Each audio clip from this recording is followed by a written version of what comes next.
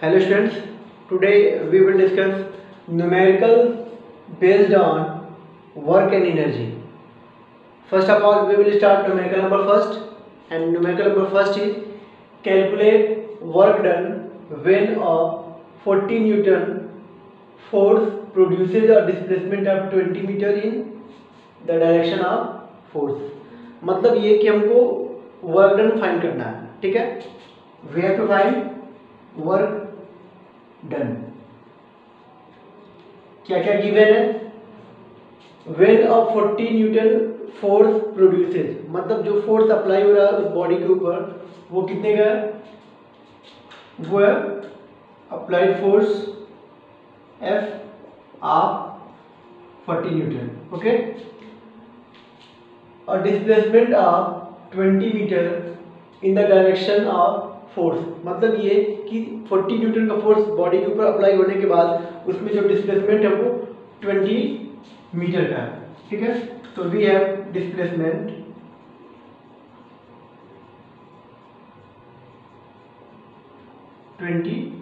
Metre. अब हमारे पास formula क्या है? We have formula for work done. Work equal force into displacement. Okay, W equals F into S. We have the value of F 40 Newton, the value of S displacement 20 meter. After multiplication we have 800 Newton meter, जिसको हम joule भी कह सकते हैं.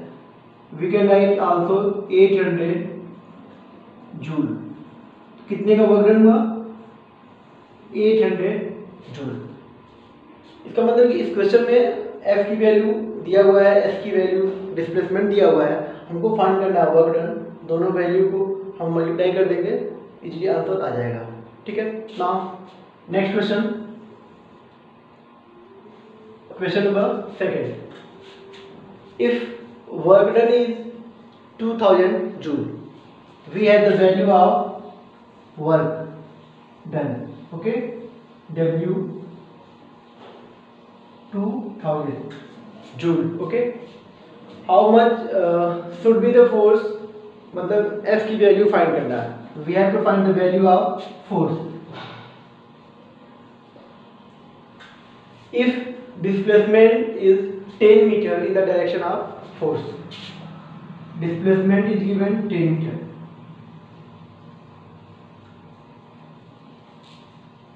इस question में already work done दिया हुआ 2000.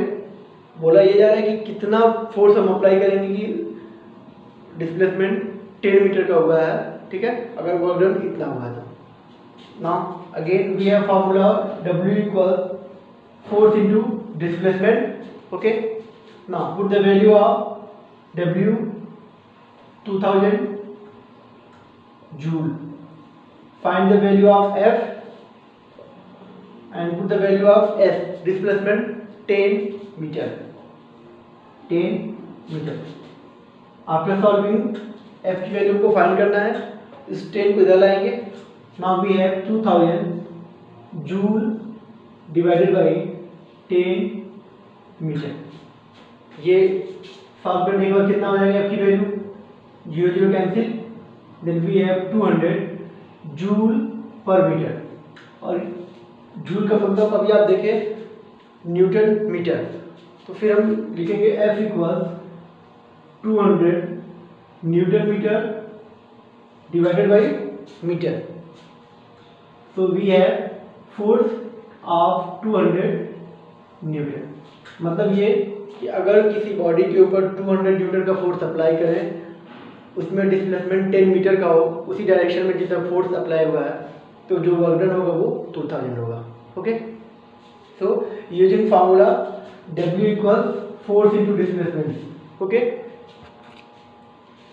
We can solve both numerical. ये दोनों फार्मूले को यूज करके हम ये फार्मूला यूज करके हम दोनों न्यूमेरिकल्स को इजीली सॉल्व कर सकते हैं. Okay. Now next question.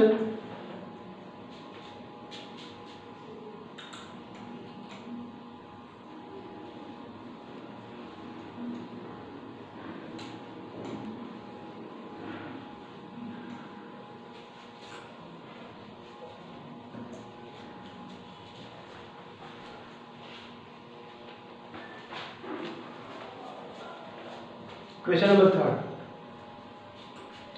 If the kinetic energy of a dog and horse are the same, which one had a greater speed? मतलब kinetic energy. We have formula for kinetic energy. Kinetic energy is also represented by Ke. Okay. Half m mass v square of velocity. ये तो formula हो गया.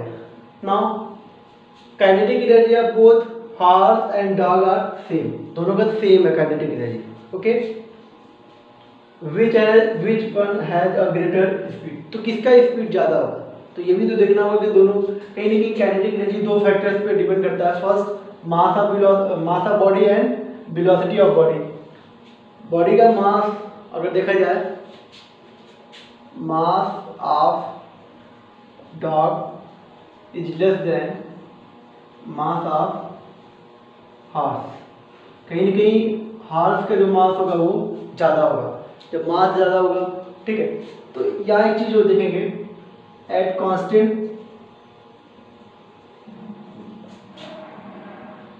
Kinetic energy, at constant kinetic energy m inversely proportional to square of velocity. This is symbol for constant of proportionality. This is m inversely proportional to v square. m inversely proportional to v square. मतलब ये कि इसका relation का मतलब ये होता है कि अगर हम m की वैल्यू जैसे जैसे इंक्रीज करेंगे, m की वैल्यू जैसे जैसे इंक्रीज करेंगे वैसे वैसे स्पीड वेलोसिटी की वैल्यू डिक्रीज करेगा. या अगर इसको डिक्रीज करते हैं तो फिर ये इंक्रीज करेगा. ठीक है, जस्ट अपोजिट होता है. अब इस न्यूमेरिकल में ये रिलेशन हो जाएगा m inversely proportional to square of velocity. अब ये करें कि दोनों का मास अगर देखें तो mass of horse is greater then mass of dog. Horse का मास ज़्यादा है. कांस्टेंट काइनेटिक एनर्जी का मतलब ये है कि दोनों का एनर्जी काइनेटिक एनर्जी सेम है. तो इस कंडीशन में अब हम मास को देखेंगे तो कहीं ना कहीं हॉर्स का मास ज़्यादा है. तो इसका मतलब है कि अगर हॉर्स का मास ज़्यादा होगा तो इसकी वेलोसिटी कम होगी.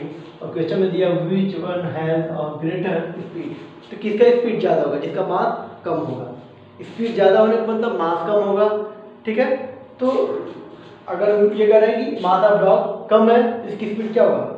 ज़्यादा होगा. Hence speed of dog is greater than speed of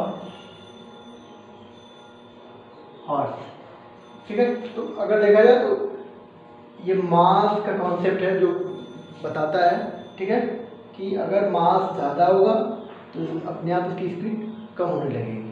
okay, so using these concepts we can solve numerical based on work and energy. Okay, thank you.